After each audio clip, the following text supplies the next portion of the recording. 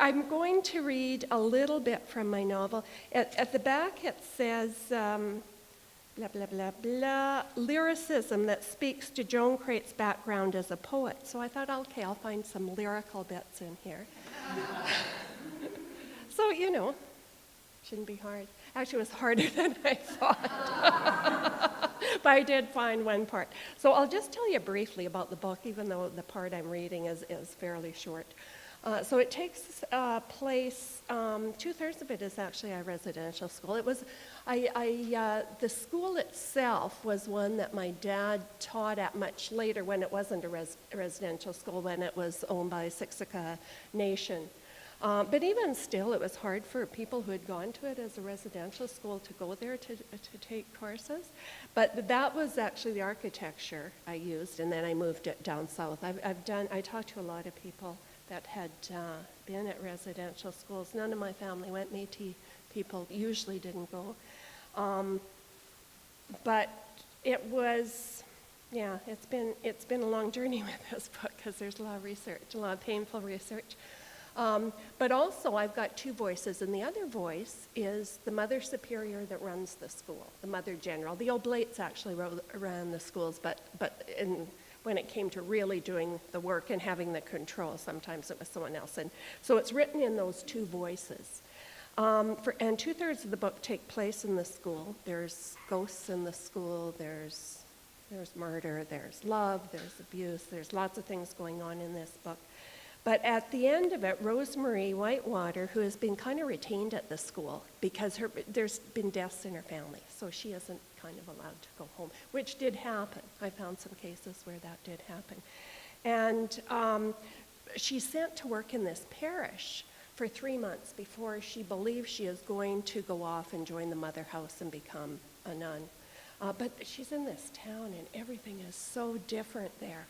Anyway, it's a coal mining town, and this little bit I'm going to read you is simply about what the town was like as far as the coal went. Coal dust. The coal dust in Black Apple was devious as sin itself. Rosemary found that it soiled everything in Our Ladies of Sorrows Church, the baptismal font, the stained glass windows, the Bible, word of the Lord God Almighty, Father Seamus's just washed hands, his voice, his words at baptisms, weddings, and Sunday Mass. Outside, it dirtied the clean laundry hung on wash lines, the fresh paint on Mrs. Tortorelli's respectable boarding house, the coats of stray dogs, and the leers of men loitering outside the Dominion Hotel. The necks of milk bottles left outside the rectory were always gritty. She imagined that the cheeks of children would feel mealy under the touch of their mothers and fathers at bedtime. The weekly Black Apple bulletin had to be shaken out before being taken indoors, and the potatoes unearthed from the small corner garden at the rectory tasted of coal. That recipe of rotted plants, decomposed animals, pressure, and time. The town spent, breathed, ate, and drank coal. Minerals, miners, dug up a lost world from the belly of the mountain, heaped it in coal cars that jittered up the tipple where it was sized and dumped into rail cars and carried to factories in Calgary, Montreal, and Vancouver. From there it was shipped across the wide sea to sprawling, spewing factories full of people working like machines, synchronized to sirens like the one at the mine. Men shoveled coal into belching furnaces that spewed its remains black and sooty into the air. It seemed to Rosemary that the extinct past was burning its way into the future. Each day she walked to Our Ladies of Sorrows Church, every day but Sundays when she attended Mass. She helped Mrs. Reese clean the rectory, bake, wash, starch, and iron robes and ceremonial cloths, scrub the church pews, shine the communion tabernacle and monstrance. Once a week, Mrs. Reese sent her to pick up groceries and supplies at McBride's and Wong's. Once a month, it was necessary to wash our Savior on the cross and clean the statue of the soaring Virgin with her breaking Sacred Heart. Thank you.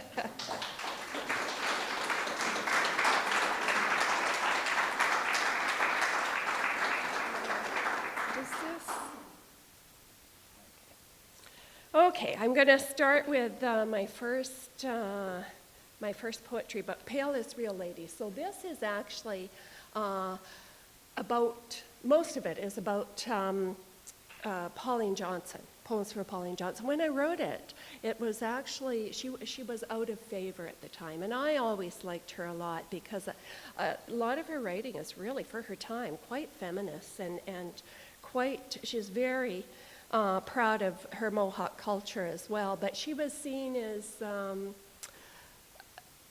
it's so easy to judge people in the past. Like we go, well, this is our state of mind now, and we are applying that to the past, and we're going to see who is in tune with our state of mind now.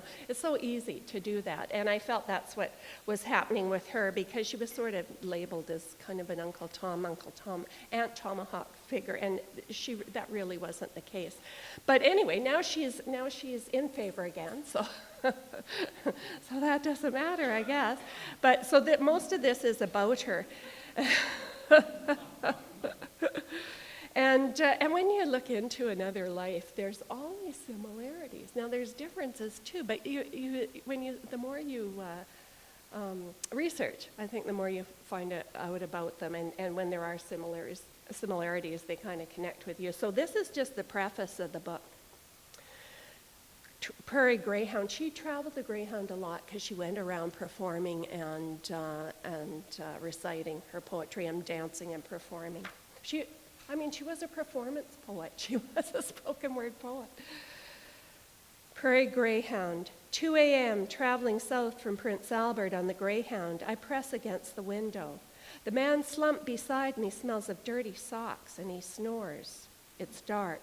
Only the driver glows in a halo of electric light.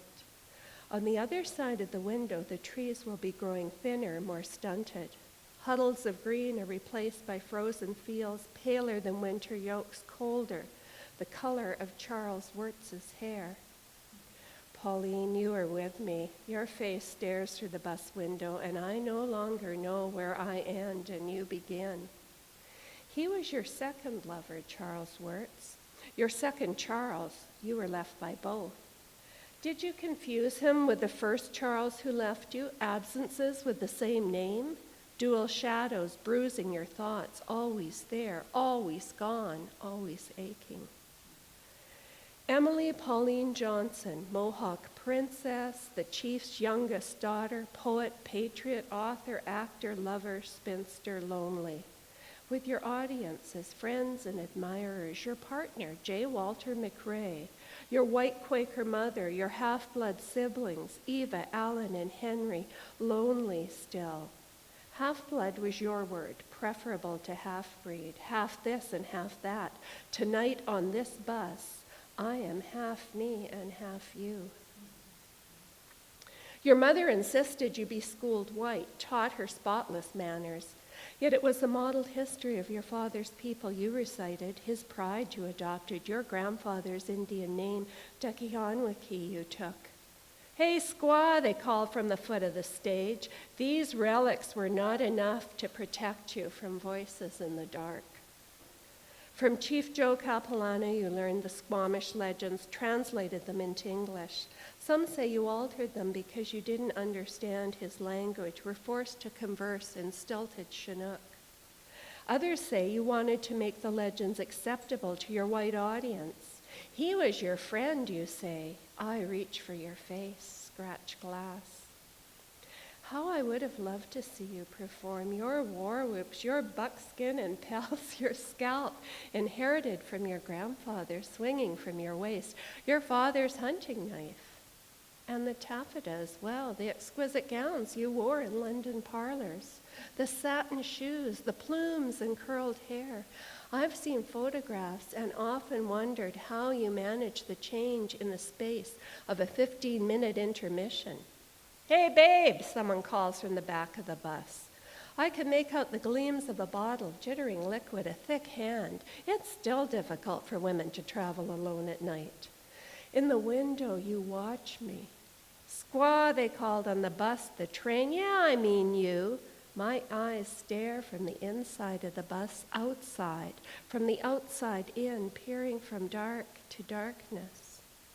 But I write poems for you, Pauline. I reinvent you.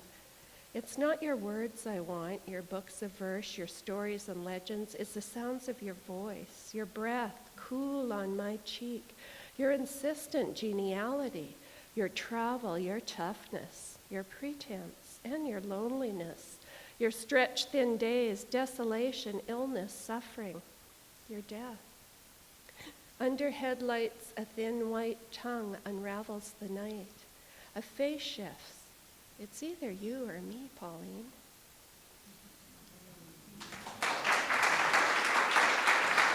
Thank you.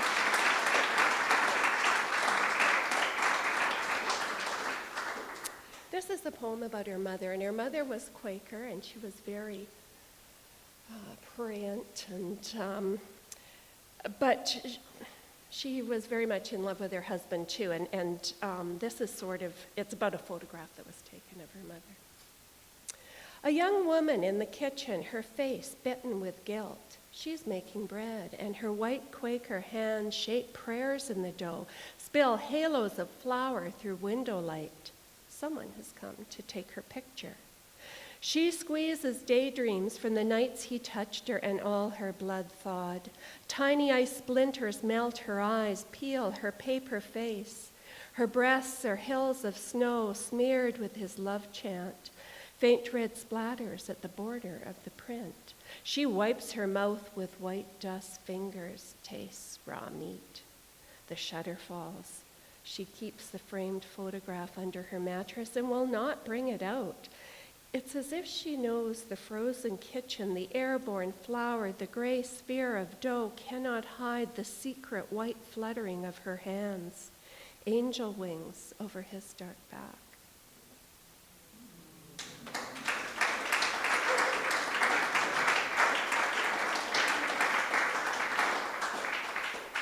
Thank you. In 2011, there was this thing that went around. I don't even know how it started, actually, but 10 people, I think they were poets and academics mostly, were asked to pick a poem that was most memorable Canadian poem. So 10 were picked, and out of the blue, someone picked mine. So sometime later, I went online to find which one, but I guess nobody won, which is fine, that's fine. But anyway, it's, last year I was at Winnipeg Poetry Envoy Poetry Festival, and like this one, there were lots of really talented performance poets. And I thought, this poem kind of lends itself to being a performance poem. Maybe I can, do it as a performance poem. Read it over a few times, tried to memorize it. So I went on stage and I said, I'm going to try and do this as a performance piece. But I did try and describe my own particular style of performance, which was long, awkward pauses.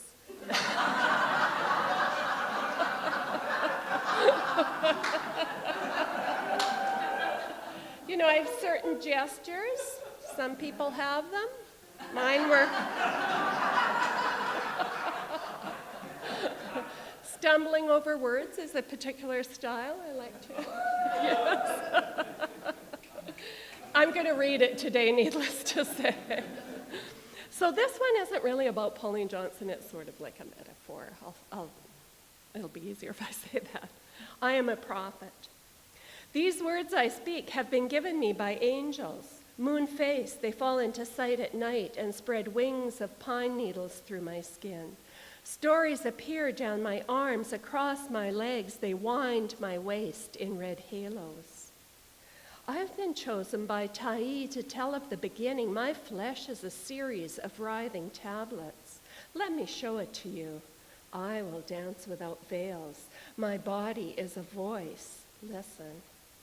My feet tell the story of the lost tribes who wandered in their own darkness. When they reached the promised land, they did not know it, but fell down its wet green gullet, emerged as ravens, whales, eagles. You may see their names written across my toes for just $1. But wait, there's more. Here, along my thighs, are the virgin births. Sand-colored maidens bathed in mountain streams were filled with salmon roe. Smolt swam in their bellies. Move closer. Hear the swell of secret waters. The women married totem pole carvers and bore fishers who pulled in full nets. Each night the mothers reconstructed the bones, threw them back to the sea, and the salmon lived again. Stay, I will let you touch their fins. Here on my breast, see this rusty wound? A cross marks the time the story's dulled, and Tai took a new name and began to live somewhere else across the sea, in a garden where the plants grow at the feet of men and women and not through the trunks of their bodies. Yes, you may kiss it. Our garden was cleared and spirits shrank, hid in glass cages, their moon faces darting through golden liquid to burn hotly behind stupid tongues. They will speak to you from my mouth if you just buy me a drink. No, don't go yet. You haven't seen it yet. Seen it all. For $10, I'll show you every scar on my body. Another 10, you can make your own. I will dance for you in a veil of red waterfalls. Stay, I am a prophet. Angels visit me at night with penknives.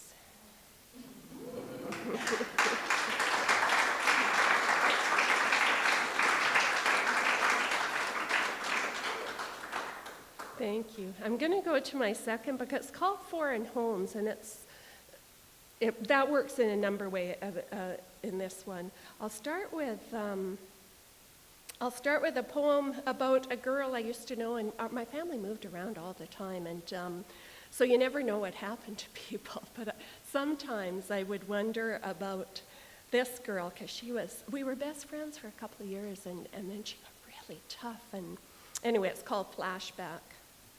Scarlet cashmere sweater, sequin shorts, you high step through grade 5 switchblade of a girl with blinding baton and white tassel boots.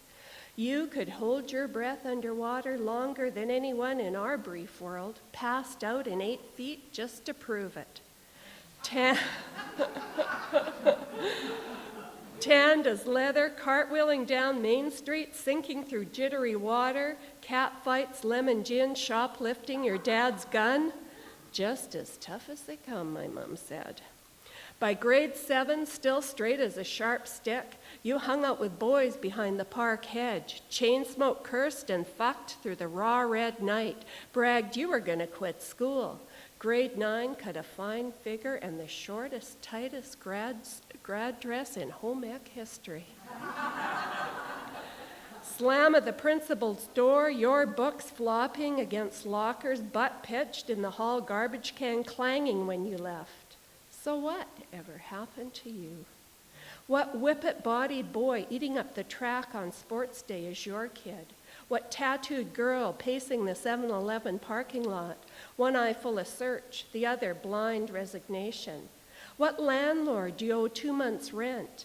Who's the poor bugger working his ass off to keep you in smokes and VLTs? The sucker you will never love, no matter what he does, no matter how hard, how filthy hard you try.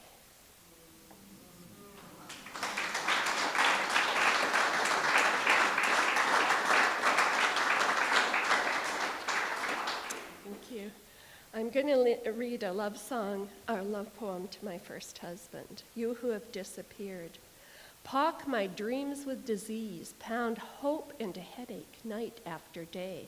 Are you stumbling streets, wine and piss-soaked, filthy, ragged railing?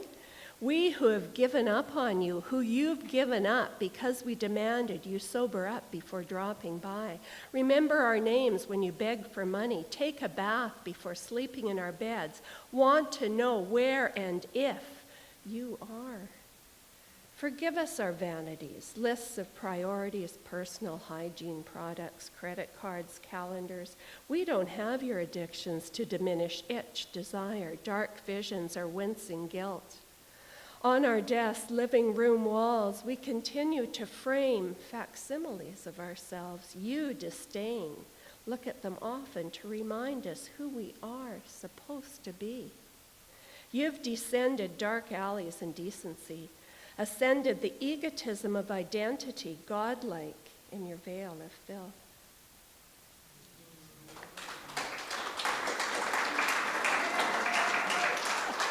Thank you.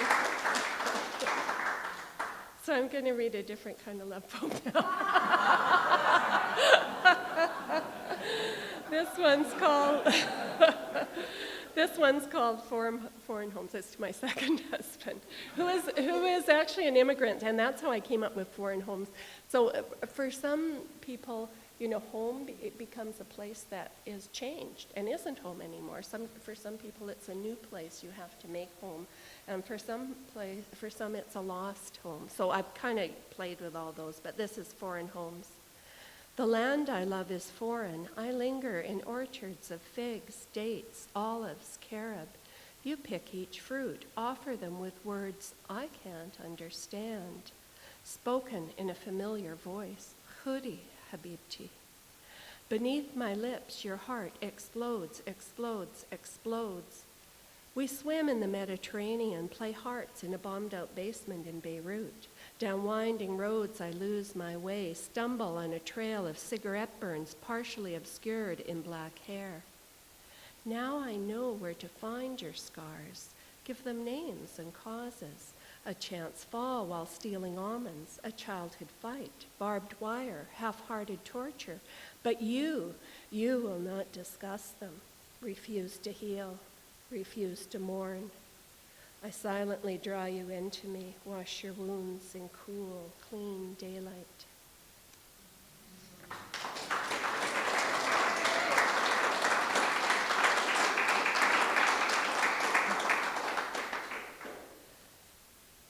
And because it's Sunday, I think I'm going to read a thank you card. So that's what's called, thank you card. To children, to man sleeping under blankets as dawn thumps gray wings, a warning, a promise, thank you. Air, food, blood, accident of planets for these luxuries, midnight deep in me, for friends snoring softly in folds of once, hope of again, again, radiating through wrinkling time, the threads drawn between us, their discrete patterns of need, thank you. For the wildflowers I gathered on prairie carpets, yellow summer long, for the imprint of a hitchhiker with rising moon smile and knife blade poems, cut into the blur of a hot afternoon, her bright yearning for destination and a smoke. What to give in return for mundane miracles, a kiss, tobacco, prayer to the cycle of roots, of seeds, water, to the perennial thirst of soil and soul, reverence. Blessed be the great Mother Earth, and we, your children, inconsequential as ants marching, as locusts devouring fields of grain.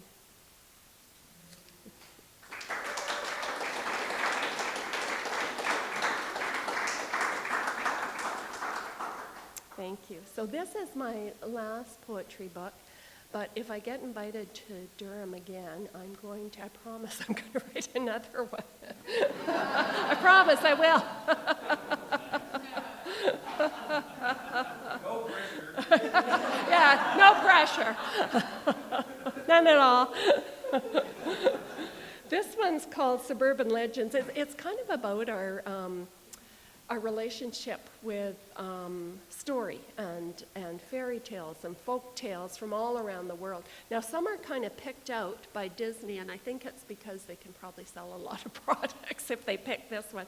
But, when you think of my granddaughters, all the Disney stuff and the princess culture and all that stuff that's going on, and often those folk tales have been changed a lot because they often used to have really tough little people in there, like tough kids, tough girls, tough boys that were survivors, but they've kind of, they've been changed quite a bit.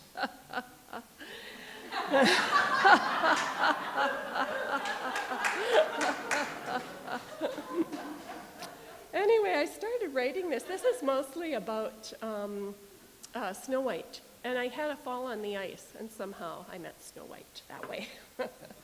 Meeting Snow White. Time to walk the dog. I pull on a coat, gloves, and hat, push out the door against slamming cold. Winter enters me, storms down dark arteries, plunders the silverware, my gold fillings, escapes with everything but salt rings and winter kill, the wilting dream of more. I walk on frozen water, beg the anemic sun to heal itself. I believe in afterlife, spring rising from the cryptic earth with frost on its brow, seeds and prophecy sliding down its gullet. I believe this chill will pass. The dog leaps across ice. My feet slide, kick through a white feather sky. A Christmas wishbone splinters my wrist on the ice, pale as scurvy. Snow White jars through my skull, icicles in her hand ram my spine. Her Disney song and dance on fast forward, fast forward, fast forward. She leads me down a path of wildflowers from so many seasons ago. Someone's coming to check on me, an old woman I don't recognize. I crawl to my knees and waver away, arthritis and false teeth. The dog noses my face, skitters around me, barking. No, really, I'm fine. All I need is a bite of childhood, red rose, half poisoned.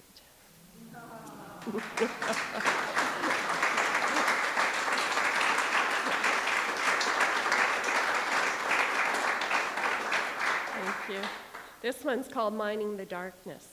A week after a fall on the ice, my bones still clink and ring like forks on wedding glasses. I crunch into painkillers like Snow White as she bit the apple and fell to temporary death. She had spent her summer with the dwarves in the core of the forest. Every night they watched as she slept in moonlight, her ruby lips, opal breasts, the mute stone of her heart. They fed her, adored her, but made no claims. She dropped from them like a ripe fruit, and all winter lay suspended in glass. Was it a shock to awake to an imposter's sugary kiss, the underlying taste of medicine on his lips? Did she blink, blinded by the sudden glare of consciousness, thrust of his groin against her thigh, his Rolex ticking? She found herself in the castle's basement suite, her new in-laws upstairs arguing. Maybe she thought the dwarves working so deep beneath the surface were lost to her, obscure as treasure, imaginary as happily ever after. Nowadays, I see her in the supermarket as I wait for my prescriptions. She always buys apples, galas, ambrosias, golden, delicious. I pop a pill or two as she bites into each one, dopey, sleepy, happy.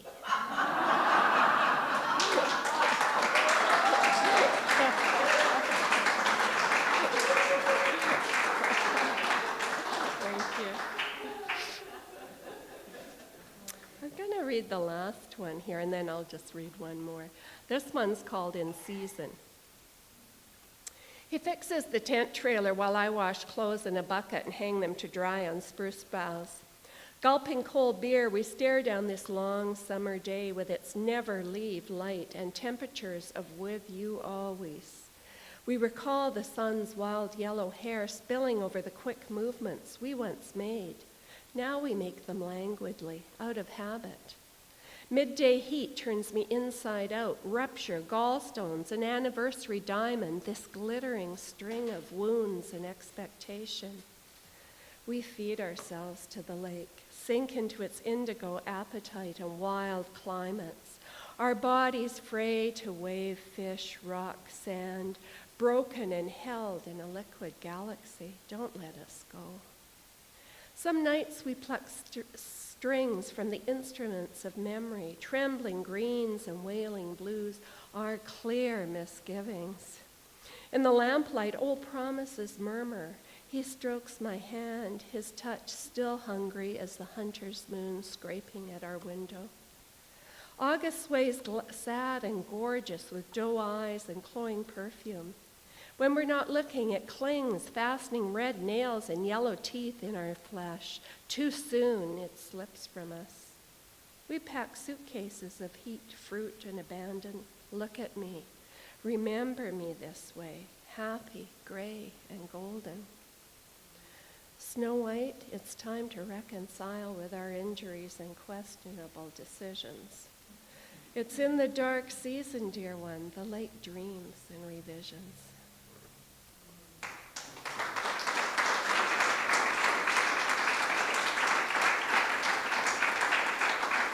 Thank you.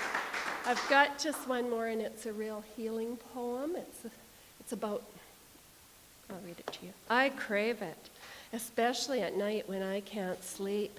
The texture of silk and midnight gliding down my throat, the knowledge of sin's irresistibility, its satisfaction and dark, lingering guilt.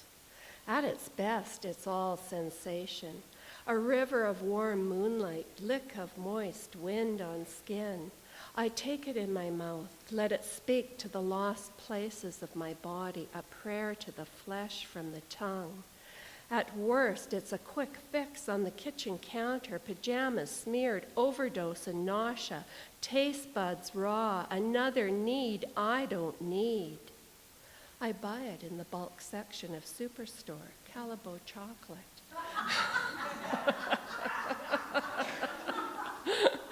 Prefer shards and splinters to the larger blocks, the way they slide into life's sharp corners and fill them. The next morning I promise myself I'll quit, knowing I won't, I can't, that I require its seduction, my surrender, I need its gratification, however brief. Sometimes it's all I have against the hungry night. Thank you very much.